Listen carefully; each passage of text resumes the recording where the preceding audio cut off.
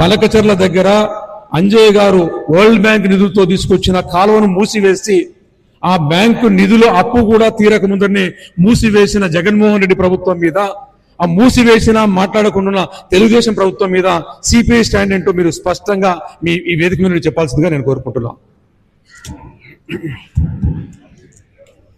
సరే, ఈ కార్యక్రమం యొక్క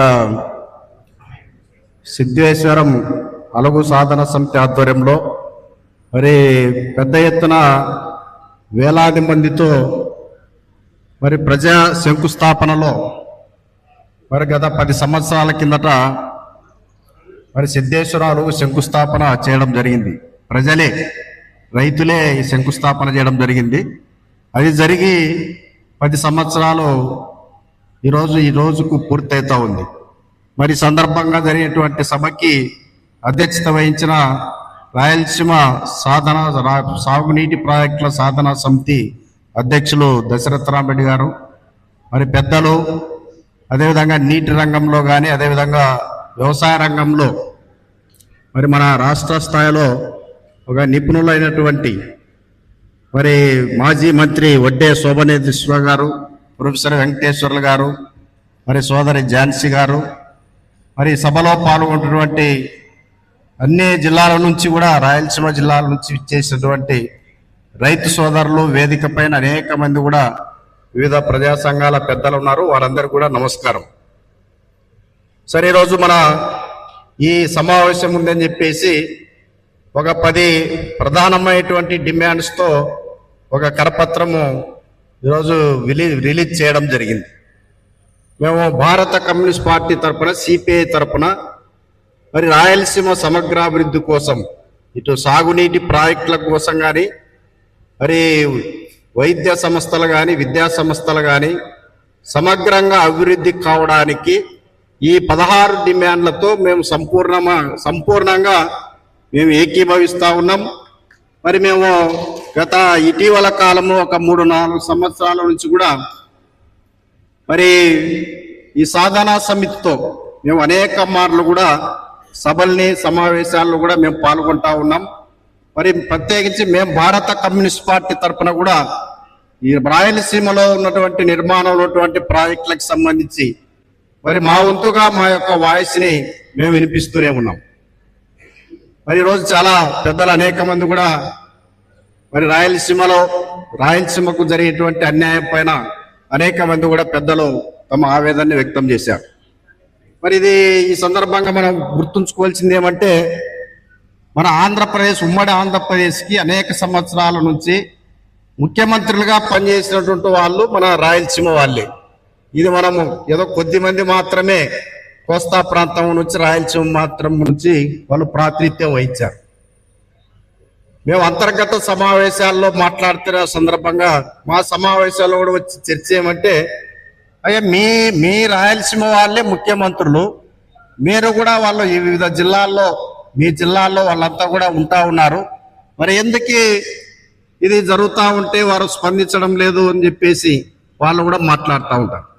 అంటే మనకందరూ కూడా తెలుసు, ఇది అధికారం కోసం మన రాయలసీమలో ఉన్నటువంటి శాసనసభ్యులు తక్కువ, ఆ ప్రాంతంలో ఉన్నటువంటి శాసనసభ్యులు ఎక్కువ కాబట్టి కుర్చీ కోసమే వారు అధికారంలో పదిలంగా ఉండాలని చెప్పి వారు ఆ రకంగా కోరుకుంటున్నారు. కాబట్టి వారు పుట్టినటువంటి రాయలసీమ గడ్డని విస్మరిస్తున్నటువంటి అంశం పైన ఇది మనందరూ కూడా వాస్తవమైనటువంటి పరిస్థితి. ఇది ఈ సందర్భంగా మనకందరూ కూడా ఒక సానుకూలమైనటువంటి అంశం ఏమంటే, ఈరోజు ఇప్పుడు పరిపాలన చేస్తున్నటువంటి ముఖ్యమంత్రి చంద్రబాబు నాయుడు గారి ఆయన తీసుకున్నటువంటి నిర్ణయాల పైన మరి ఆయన అధికారంలోకి రాకముందు రైతుల గురించి మాట్లాడతాడు, పేదల గురించి మాట్లాడతాడు. అధికారంలోకి వచ్చిన తర్వాత రైతుల సమస్యలు పట్టవు, పేదలకు సంబంధించిన సమస్యలు పట్టవు.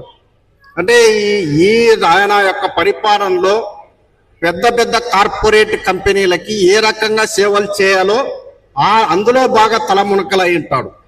మరి ఇది చాలా స్పష్టం. మరి వడ్డే శోభనాద్రీశ్వర గారు పెద్దలు కూడా ఒకసారి చెప్పారు, చంద్రబాబు నాయుడు గారి ఆలోచనలు ఇప్పుడున్నటువంటి రాయలసీమలో ఇప్పుడున్నటువంటి సాగునీటి ప్రాజెక్టులని సద్వినియోగం చేసుకోవడానికి నిర్మాణంలో ఉన్నటువంటి ప్రాజెక్టుల కోసము మొట్టమొదట ప్రాధాన్యత రాయలసీమలో రాయలసీమ ప్రాజెక్టులకు ఇవ్వండి, ఉత్తరాంధ్ర ప్రాంత ప్రాజెక్టులకు ఇవ్వండి అని చెప్పారు చాలా స్పష్టంగా. ఇప్పుడున్నటువంటి పరిస్థితుల్లో విజయవాడ ఇంకా డెవలపే కాలే, బుల్లెట్ రైలు ఎందుకు, మరి పెద్ద ఎత్తున ఇంకా మెట్రో రైలు ఎందుకు అని చెప్పేసి ఆయన చాలా స్పష్టంగా చెప్పాడు. అంటే ఆ శివరామన్ కృష్ణన్ కూడా కమిటీ సిఫారసులు కూడా చెప్పింది ఏమంటే, ఇప్పుడున్నటువంటి ఆంధ్రప్రదేశ్లో ఏ ఏ ప్రాంతాల్లో ఏ వనరులు ఉన్నాయో ఆ వనరులను సద్వినియోగం చేసుకుంటే ఇటు సముద్ర తీరం కానీ మనకున్నటువంటి సాగునీటి ప్రాజెక్టులకు సంబంధించి కానీ వీటిని సక్రమంగా సద్వినియోగం చేసుకుంటే ఈ రాష్ట్రం సమగ్రంగా అభివృద్ధి చెందుతుందని చెప్పేసి మరి మన ప్రాంతం వాడు కాకపోయినా పెద్దలు చెప్పినటువంటి అంశాన్ని మన పోరాటాలకు కూడా నైతికమైనటువంటి మద్దతే.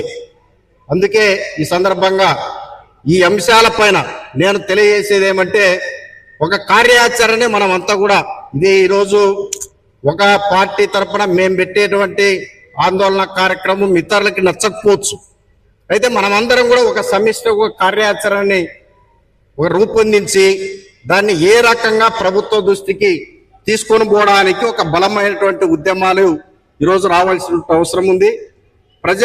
ప్రభుత్వాన్ని మేల్కొల్పాలంటే ఒక బలమైనటువంటి ప్రజా ఉద్యమం ఈరోజు అవసరము. అది ప్రత్యేకించి రైతాంగం మనము ఈ సందర్భంగా అందిపుచ్చుకోవాల్సిన అవసరం ఉంది. ఈ సందర్భంగా మనం తెలియజేయాలి, ఇక్కడ ఉన్నటువంటి కృష్ణా నదీ జలాలు వృధాగా ప్రతి సంవత్సరం సముద్ర పాలవుతా ఉన్నాయి. దీన్ని ఒడిసి పట్టుకుని రాయలసీమకి నీళ్లు ఇచ్చేయడానికి ఉన్నటువంటి రాయలసీమ ప్రాజెక్టులకు సంబంధించి ప్రాధాన్యత ఉండదు. బెనకచర్ల నుంచి ఎక్కడ గోదావరిని బెనకచర్ల అనుసంధానం చేసి మరి నేనంతా కూడా రాయలసీమకి నీళ్లు ఇస్తానని చెప్తా ఉన్నాడు. ఇది మనల్ని రాయలసీమ ప్రజానీకాన్ని ప్రత్యేకించి మభ్యపెట్టడమే, మనల్ని మోసం చేయడమే. ఇది అసాధ్యమైనటువంటి విషయం.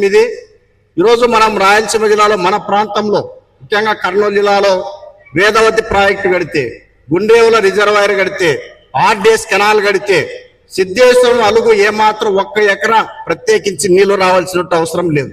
ఒక్క ఎకరా భూమిని కూడా సేకరించాల్సిన అవసరం లేదు.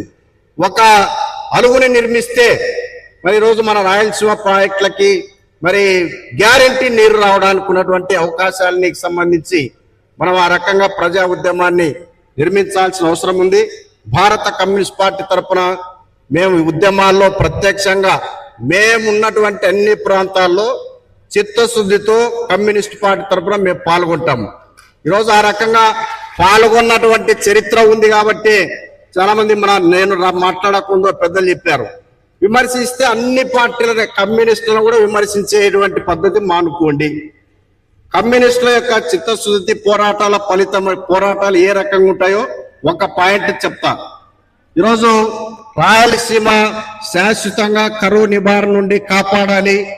ఇది కరువు పోవాలంటే ప్రాజెక్టులకు నిర్మాణమే, కృష్ణా జలాలు ఉపయోగించడమే ప్రధానమైనటువంటి ఏకైక మార్గం అని చెప్పి రాయలసీమలో పోరాటాలు సిపిఐ చేసిన పోరాటాల ఫలితమే ఈరోజు 2 ప్రాజెక్టులకి ఎద్దుల ఈశ్వరెడ్డి గారి పేరు మీద గండికోటలో ప్రాజెక్టుకి ఆయన పేరు పెట్టారు. మా పార్టీ శాసనసభ్యులైనటువంటి పూల సుబ్బయ్య గారి పేరు మీద వెలుగొండ ప్రాజెక్టు పేరు పెట్టారు. ఇక్కడ ఇంకా సర్వరాయర్ సాగర్ అని చెప్పేసి మా పార్టీ మాజీ నాయకుడు శివరామరెడ్డి గారి పేరు పెట్టారు. అంటే ఈరోజు దేశంలో కమ్యూనిస్టు పార్టీ నాయకుల పేర్లు ప్రాజెక్టులకి పెట్టడం అనేది ఇది మన ఆంధ్రప్రదేశ్లోనే ఇది జరిగింది. అందుకే వివిధ ప్రాంతాల్లో ఏ ప్రాంతం ఉన్నా అన్ని ప్రాంతాల సమగ్ర అభివృద్ధి కోసం భారత కమ్యూనిస్ట్ పార్టీ తప్పనిసరిగా మేము కష్టజీవుల కోసం ముఖ్యంగా రైతాంగం కోసం మరి ఇక్కడ ఈ పాలకులకి హెచ్చరించేది ఏమంటే, మీరు ఏమీ అభివృద్ధి చేయొద్దండి, ఇక్కడ మన భూములకి సాగునీరిస్తే చాలు, మనకి రాయలసీమకు త్రాగునీటి ఇస్తే చాలు, కాబట్టి అదే అభివృద్ధి అవుతుందని చెప్పేసి సందర్భంగా ఆ ఉద్యమాల్లో మేము భాగస్వాములు అవుతామని చెప్పేసి ఈ సందర్భంగా తెలియజేస్తా. మేము ఈ యొక్క రాయలసీమ ప్రాజెక్టుల సాధన సమితి చేసేటువంటి ఏ కార్యక్రమానికైనా మరి అన్ని జిల్లాల్లో కూడా భారత కమ్యూనిస్ట్ పార్టీ తరఫున మా సంపూర్ణ సహకారం ఉంటుంది, మేము పాల్గొంటామని చెప్పేసి మనవి చేస్తా. నాకు ఈ అవకాశం ఇచ్చిన పెద్దలందరూ కూడా ధన్యవాదాలు. రామాంజలి గారికి ధన్యవాదాలు. కమ్యూనిస్టు పార్టీ చేసిన పోరాటం వల్లనే కొన్ని రిజర్వాయర్లకు పేర్లు వచ్చాయనేది చాలా సంతోషకరమైన విషయం.